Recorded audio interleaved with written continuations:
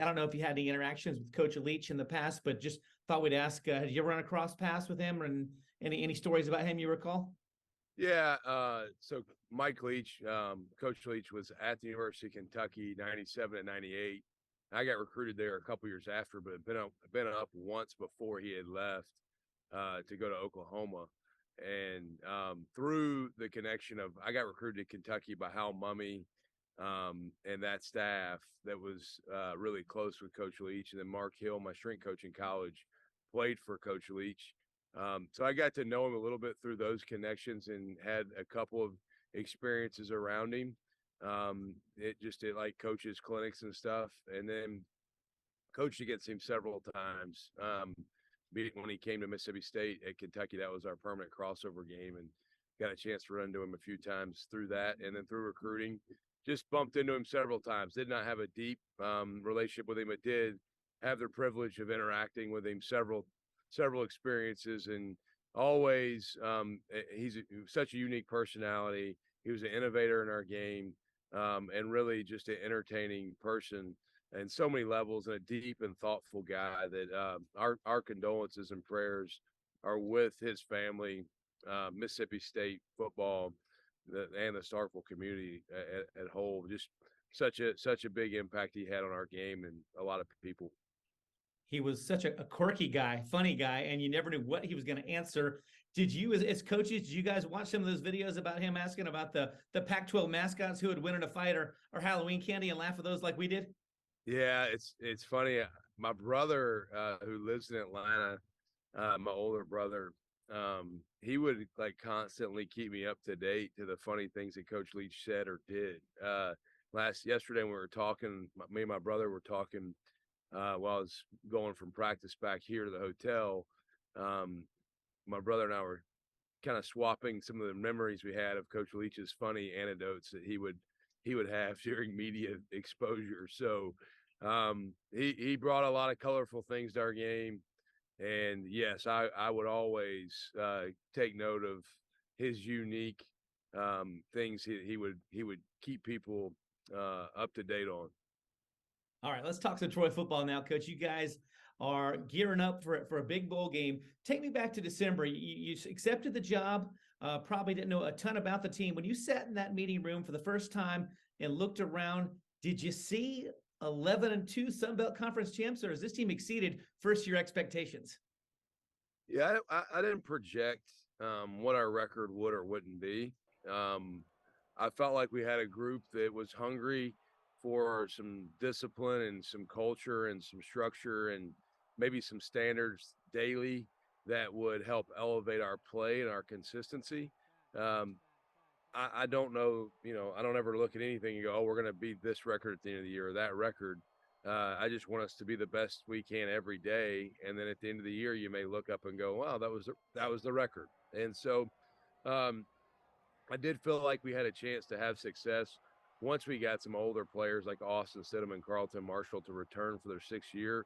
That gave me confidence we could maybe flip things a touch sooner.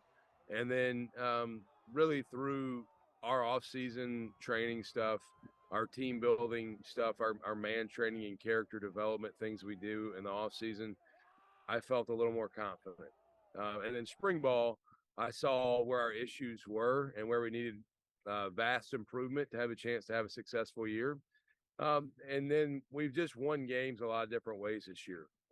It's been a unique thing because some weeks we do it very conventional and some weeks we have to do some things maybe out of left field or pull a rabbit out of a hat. But proud of our guys for continuing to adapt and find a way. And I knew we had a chance to be good. I would never project maybe how good, but a goal of ours the whole time has been be the conference champions. Coach, after 3 straight 5-win seasons, I'm noticing a whole lot more Troy University gear around Montgomery and all over the surrounding areas. It seems like fans are really energized by having a team they can pull for. What have you noticed about the fan base and the attitude on campus as this has become an exceptional season for you guys? Well, everybody loves a winner. You win and people not even affiliated with your school want to wear your stuff. So we've got a great fan base, a tremendous alumni group. And then our student body. I can't say enough about our student turnout at our conference championship game was the best I've ever seen at our stadium, even going back to when I was an assistant at Troy for 3 years, from 15 to 17. We have had great support all year, and you've really been able to continue to feel the momentum of our season, maybe galvanize even more people to want to support what we're doing. And our young men have earned that. They've worked extremely hard. And I think that the hard work is showed in the results in the field. And in turn, I believe that people are proud of what they're doing. I think if I challenge people the week of our conference championship game. If you live within a couple hours of Troy, Alabama, we were the only game being played that weekend in the state in FBS football. And the people didn't disappoint. They came out and supported. So it's been fun to see our fan base galvanize around our team. Coach, getting to go to a bowl game is always special. You guys are facing another conference champion. You're in Orlando. I mean, that's a great spot to go for anything. Tell me about the week that you guys have spent down there. Have the guys had a chance to do some fun things as well as getting ready for the game? Yeah, so we got down here on Monday. We went straight to practice, and they had all Monday night off after practice to go out on the town and experience maybe some things Orlando has to offer. And then practice yesterday, and then they were as soon as we were done with practice at about noon, they had passes to Universal that we're staying basically in Universal on campus here. So they had passes to go enjoy those rides all day. I think a lot of guys went from like 1 o'clock to 7 o'clock. I saw a lot of guys coming back at about 7 o'clock when the park closed last night. And then today we'll go practice, go do our walkthrough today. And tonight they will go to the Magic game. I think they play the Hawks tonight. And so our guys will get to go to an NBA game. And then there's a couple things tomorrow that we'll do. We'll do a community service experience for our guys tomorrow to go help some people of need here locally, to give back to this community that's giving us a great opportunity to be here. And then tomorrow night we'll have a pep rally, and then we'll do our graduation ceremony with our guys that can't be at graduation on Friday. We have our commencement in December is on this Friday in Trojan Arena, I believe, and because we're not there for it, we will actually host a graduation ceremony here with our fans. As cool as graduating Trojan Arena is, it better be pretty nice to graduate with your teammates here getting ready for a big bowl game. Let's talk quickly about the game itself. UTSA had an outstanding year as well. Talk about preparing for a team like this, and what do the Trojans need to do to pick up one more victory and finish the season on a high note? Yeah, Texas San Antonio is a really quality team. This is maybe one of the most unique bowl matchups there is. You're talking about 2-11-2 teams, both conference champions, both ranked in the top 25 in all three polls, the CFP, the coaches, and the AP poll. Both teams started the year 1-2 and are both on 10-game win streaks. And so very unique matchup. I believe that it is probably one of the more intriguing bowl games out there that's not in the college football playoff games. They're a quality team. Jeff Traylor, their head coach, has done a fantastic job. They're dynamic and explosive on offense. They're really big and physical on defense. They're, without question, the most balanced and complete team we've played probably all season.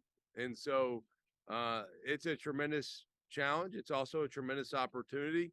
I think you're looking at two of the best group of 5 teams in all of college football right now, and the winner gets to stay in the top 25 to end the year, and the loser may not. So really, really great opportunity for our guys, an exciting game. Coach, wish you the best of luck on Friday. One of the cool things about being Troy is when Troy plays, you can be a Troy fan, an Alabama fan, or Auburn fan. We're all Trojans in this game. We want the state of Alabama to do well. We wish you guys the best of luck and bring home that victory from the bowl game. Appreciate you. Go Trojans.